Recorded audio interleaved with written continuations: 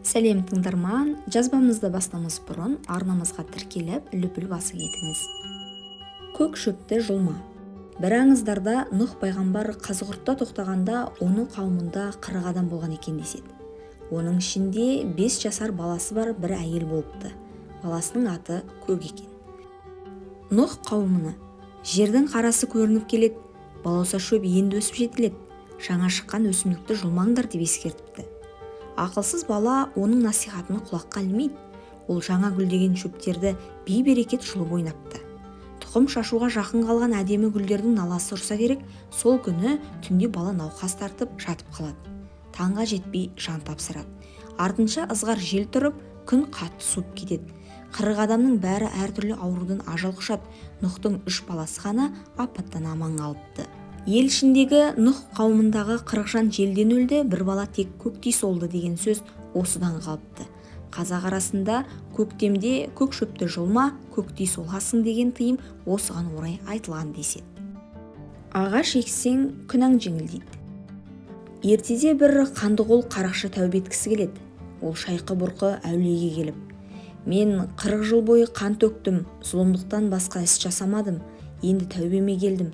Не амал жасасам Құдай күнәмді кешеді?" деп сұрайды. Шайқы-бұрқы: "Жол шетіне жеміс ағашын ек, өткен-кеткен жолаушылар саясынан демалсын, жемісін жесін, шөлін қандырсын" дейді. Қарақшы жолдың жиегіне көп ағаш егіп баптайды. Арада бірнеше жыл өткенде ағашы жайқалып бақшаға айналыпты. Жолаушы демалып, керуен ат шалдыратын шырайлы жерге айналады.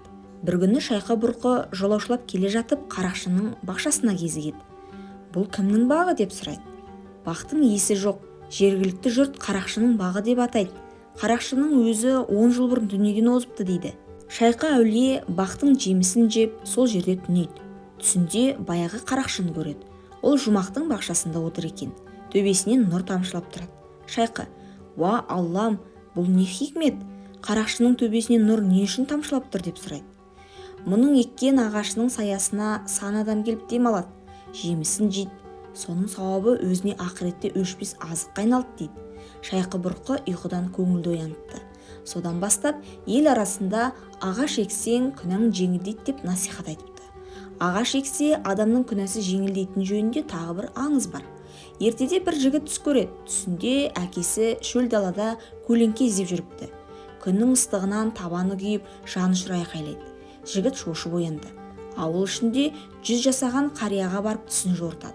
Ол: "Балам, әкеңнің қабіріне ағаш ек. Әкең қабірде ауырлық тартып жатыр. Ағаш күнәсін жеңілдетеді" деп жориды. Бала ертесіне әкесінің моласына ағаш егеді. Оны күтіп, баптап өсіріпті.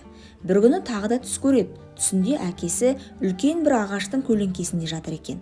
Мазар басына ағаш ексе, сауабы тіріге де, өліге де тиеді деген сөз осы аңыздардан үлгі болып жетіпті. Бау-бақша өсір.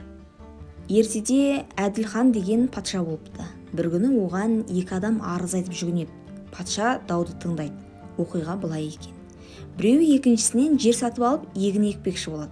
Жер жыртып жүріп, бір құмыра алтын тауып алады.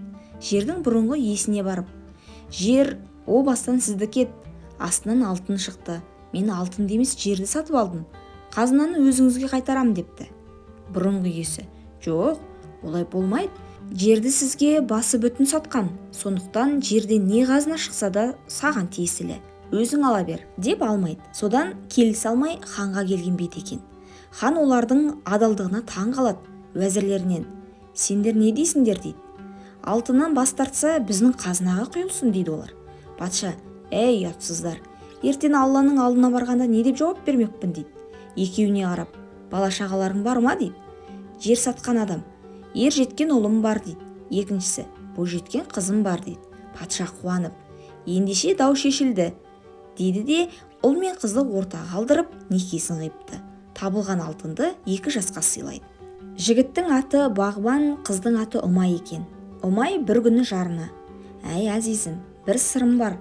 Рұқсат етсең айтсам" дейді. "Айта ғой" деді. "Еңбексіз алтын бізге құт болмас. Несібемізді адалдан тауып жесек деймін. Қазынаны патшаға апарып берек" дейді. Бағбан мақұл көріп ордаға келеді. "Ей әзиз патшамыз" дейді екеуі. "Әділ үкіміңізге ризамыз. Бірақ қазынаны бізге емес, мұқтаж жандарға берсеңіз." біз еңбек етіп адалына мал тапқымыз келеді. Патша оларға риза болып, сендер бұған қалай қарайсыңдар? Нөкерлеріне көз тастайды. Бірі, дұрысы алтынды орнына қайтадан көму керек, сол кезде құда да құдағи да тыныш болады дейді. Патша, алтын күміс малдың нәжіс сияқты, оны бір жерге көмсең бықсып сасиды. Оған қоңыз да, шыбын шіркей де, құрт құмырсқа да үйір келеді. Ал айналаға шашып жіберсең тың айтқышқа айналады. Сондықтан алтынға жеміс көшеттерін сатып алыңдар. Баршаға ортақ жеміс-жидек бау-бақшасын көгертіңдер. Бұл бау-бақша кейінгі ұрпақтың игілігіне айналсын. Арам мал лас дүние көңіл көзін соқыр қылады. Құдайдың қазынасын елдің несібесі етіп шашайық депті. Бәрі бұл сөзді хош көріпті. Патша сөзін жалғап, бағбан, ұмай, адалынан ас тапқыларың келсе, осы істі сендер атқарыңдар депті. Бағбан шар тарапқа керуен жөнелтіп, асыл тұқымды жеміс-жидектің тұқымын алдырады. Ұшы-қиыры жоқ бау-бақша гүлдене бастайды. Табылған қазына осы іске түгел шығын болады. 90 түрлі жеміс-жидек көшеті жайқалып шыға келеді. Жан-жарымен күні-түні дамыл көрмей бақшаны баптайды. Арада 3 жыл өткенде жас шыбықтар бау-бақшаға айналады.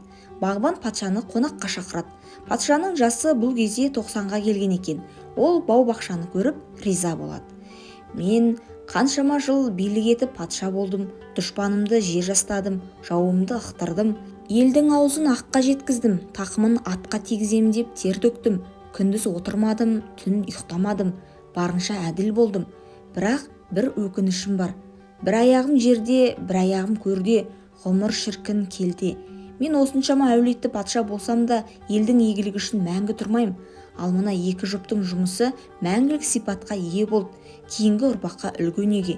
Әкеден балаға мал қалмасын, тал қалсын деген осы екен-ау. Бұдан былай кейінгі ұрпаққа ағаш егіп, тал көгерту игілікті істен болсын депті. Содан бастап ел ішінде бағбандық қылатын адамдар ерекше құрметке бөленіпті. Бағбан бау-бақшаның піріне айналыпты. Биікте өскен ағашты сындырма. Түркістанда Үйрек ата әулиенің қабірі бар. Ол кісі заманында Түркістанға ислам аша келген дін ғұламасы екен. Залымдардың қолынан шәйіт болып қаза тауыпты. Кейін қабірінің басына ағаш өсіп шығады. Ел ол ағашты киелі деп ырымдап қадір тұтады. Бір күні Жақсыбай деген кісі жәрмеңкеден асыл тұқымды бір үйір жылқы әкеле жатады. Жолай әулиенің қабіріне жетіп ат шалдырады. Даладан отын жинауға ерініп, жайқалып тұрған әулие ағаштан бірнеше бұтақ шауып алады. Сол бұтақтарды отын қылып, қазан асып, шай қайнатып тамақтанады. Ауқаттанып алған соң ұйқы басады. Қалғып кетіп, қорқынышты түс көреді. Түсінде Үйрек ата оған тас лақтырыпты. Жақсыбай бұғып қалады. Тас одан өтіп, жылқының үйіріне барып тиіпті. Жақсыбай шошып оянады. Қараса, асыл тұқымды жылқыларын қасқыр жарып кетіпті. Ол дереу тәубе қылады. Басының амандығына шүкір етеді, Алладан кешірім сұрап асқарбас атайды. Жұрт биікте өскен ағашты кеспе деген тыйымның сыры осы екен ғой десіпті. Бағзы замандардың бірінде Қазғұрт тауын әрі әулие, әрі емші адам мекендепті. Ол емші болғанда көз ауруын ғана жазады екен. Сондықтан зағип болғандардың барлығы осы емшінің дақпыртын естіп, дертінен айығу үшін арнайы іздеп келіп емделіп жүріпті. Расында да шын ниетімен емделуге келген сырқаттардың барлығы дертінен айығып кеткен көрінеді. Жанары ашылып, жарық дүниені көрген пенделер емшіге шексіз алғыстарын жаудырыпты. Өмір бар жерде өлім бар демекші, күндердің күнінде дәм тұзы таусылған емшіге ажал жетіп көз жұмады. Әулиенің қонағасына бүкіл халық жиналыпты. Ақ жауып, арулап, Қазығұрттың баурайына әулиені жерлейді. Арада 40 күн өткенде әулие мазарының дәл жанынан жерді жарып бұлақ ағып шығады. Бір ғажабы, осы бұлақтың суын ішіп, беті қолын жуған адам көз ауруынан құлан таза айығатын болыпты. Сөйтіп, халық бұл бастауды көз атаның бұлағы деп атап кетеді. Содан бастап ол бұлақты және басқа да бастаулардың көзін ашып, тазалап тұруды әдетке айналдырған екен. Бұл көз бұлақ Қазығұрт тауындағы Ақбастау ауылында әліге дейін ағып жатыр. Суды бүлдірме. Шеш пайғамбардың бір қызы болыпты. Оның тумасынан шашы жоқ екен. Ол қыз, менің не күнәм бар деп жылайды екен. Содан Шеш пайғамбар Аллаға мінәжат етіп, жалғыз қызының шашын өсуіне жәрдем етуін сұрапты. Алла тағала бұл жұмысты Жебірейіл періштеге тапсырады. Жебірейіл әуелі самал желді шақырып, пайғамбар қызының шашын өсіретін бір тал шаш алып кел дейді. самал жел. Тақсыр, бұл жұмысты орындауға мүмкіндігім жоқ. Тапқан шашым самал желмен басқа жерге ұшып кетеді деп шарасыздық танытады. Жебірейіл енді бұл жұмысты отқа тапсырады. От, тақсыр, мен ұстаған шаш сол заматта жанып кетеді. Бұл жұмысты суға тапсырғаныңыз жөн деп сылтау айтыпты. Жебірейіл суға: егер де бұл жұмыс сенің де қолыңнан келмесе, онда жерге тапсырайын дегенде, ол дереу: жер, әлбетте тапсырыңыз, бұлжытпай орындайды, бірақ ол өлген адамның шашын өсіре алмайды деді. Жебірейіл: онда бұл жұмысты тек саған сеніп тапсырам дейді. Су дереу тапсырманы орындауға кірісіпті.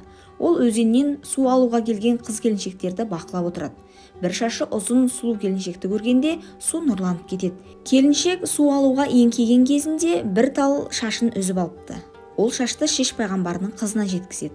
Қыз ол шашты басына жапсырып орамал тағып алады. Артынша қыздың шашы қаулай шығып, бұрымына шолпы тағыпты. Жебірейіл суға риза болып: қандай арманың бар деп сұрапты.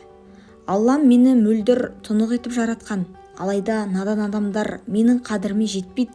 Ағын суға дәрет сындырып, қоқыс төгетін залымдар да кездеседі. Сондай залымдарды ұратын маған да бір зауал берсін, дейді су ашынып. Сол кезде Жебірейіл ағын судың өтінішін ұлы Аллаға жеткізіп: уа жаратқан, су маған жәрдем етті, судың да сұрауы болсын, оны надандықпен былғағандардың жазасын ақиретте мен берейін дейді. Алла: болсын дейді. Содан бастап Жебірейіл суды бақылап отырады екен. Кім суды былғап, ысырап етіп, оған дәрет сындыратын болса, соның несібесін кемітетін болыпты. Бірде-бір келіншек кірдің суын ағын суға төгіп жатыр екен. Жебірейіл адам кепіне еніп, келіншекке: ағын суға неге қиянат қыласың? Оның да сұрауы бар, жазаң сол, несібен кемейді, қуанышты күндерге зар боласың дейді. Сол кезде ағын су сыбырлап: тақсыр, пайғамбардың қызына шаш берген осы келіншек еді, бір жолға кешірім жаса дейді. Ол келіншекке кешірім етеді. Ол келіншек те одан кейін ағын суды былғамайтын болыпты. Судың да сұрауы бар деген сөз осы оқиғадан қалыпты деседі.